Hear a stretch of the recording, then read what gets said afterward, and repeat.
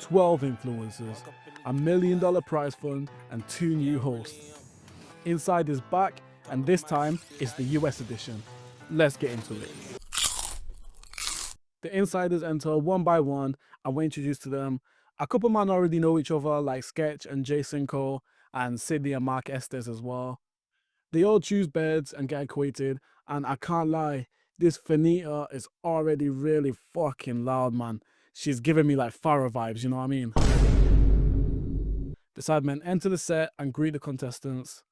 They give us a basic rundown of the premise. For those who don't know, these influencers are stuck in this house for 7 days with only the bare essentials.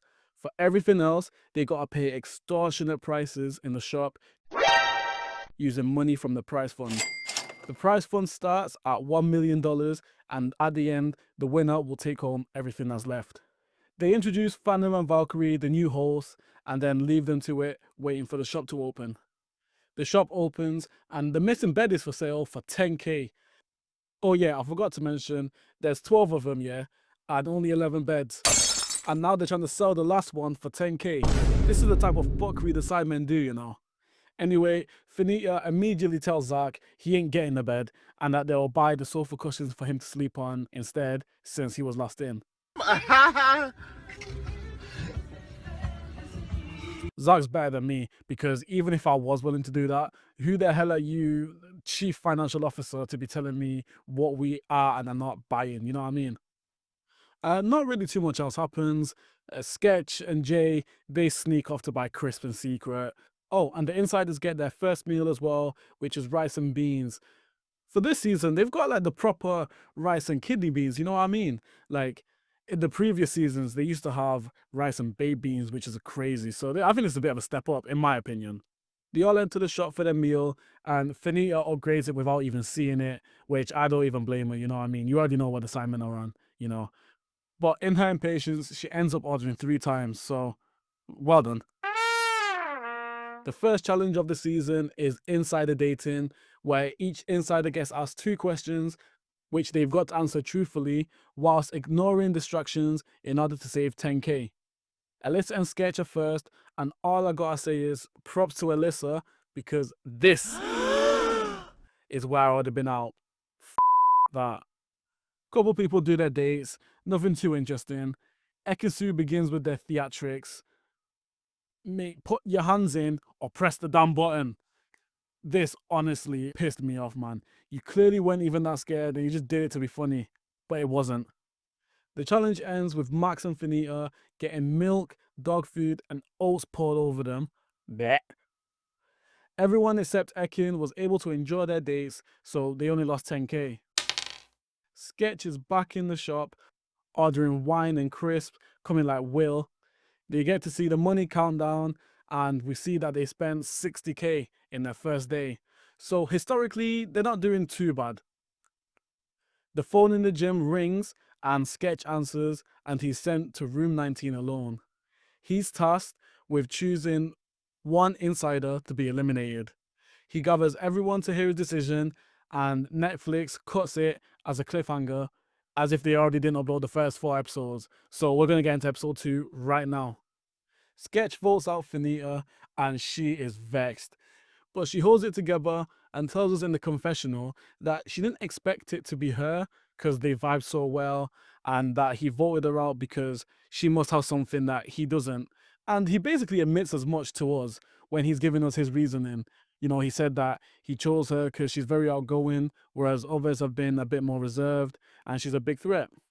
You can tell the girls aren't happy with this decision, and Finita leaves without paying him dust. Bye. I'm sure. Guys, don't fucking talk to me, seriously. Bye, Max. Bye, babe.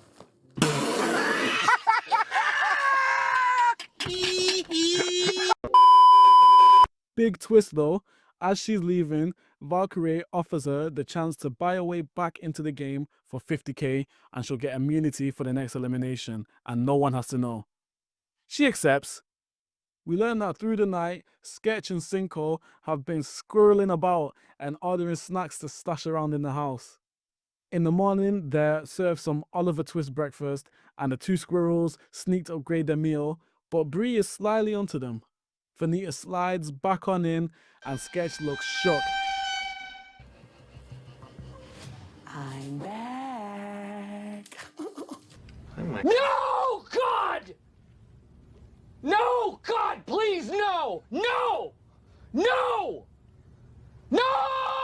They have a private talk, and Sketch explains himself, which she accepts, but she's still coming for him. His time, he's on borrowed time. The way I was raised, I must seek vengeance. The girls also band together and decide Sketch is the next vote, and then they plot on his boy Jay Cinco next. Today's challenge is Frat Party and will consist of 3 rounds played throughout the day. The first game is massive beer pong minus the beer. And I can't lie, I'm just going to skip over the whole challenge because the dares were absolutely ass.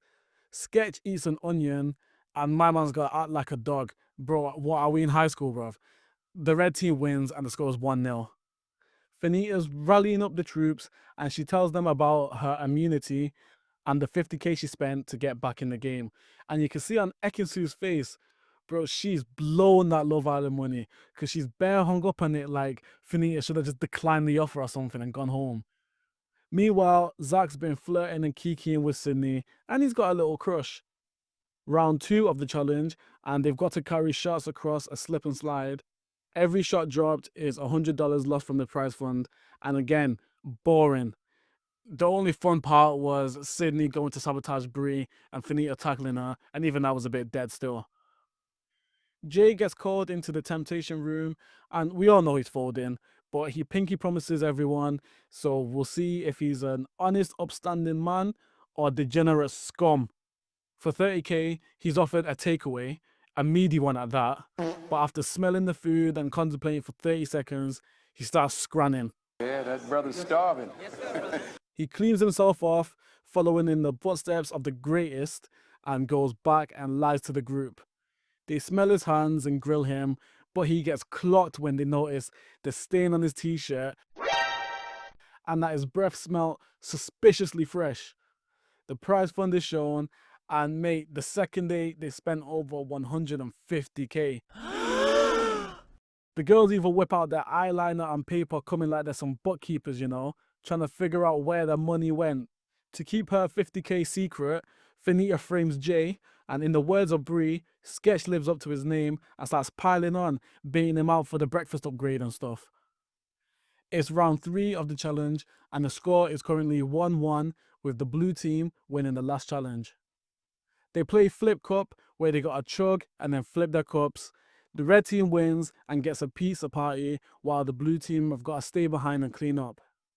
As the losing team, they've got to vote out one of their team in private, one by one in room 19. They blue ball us with the votes 2-2 to Max and Cinco, but it's pretty obvious Jay's gone, man. All in all, not a bad start for season 3. I'm hoping to see some clashing of personalities and, maybe even a fight, because you know how Americans get down. So, we'll see in it. If you like the review, give it a like, drop a comment down below, and subscribe because episode 3 and 4 reviews are in the works. I'm still also reviewing the Challenge 41, so hang tight for the next review of that, and I'll see you in a bit.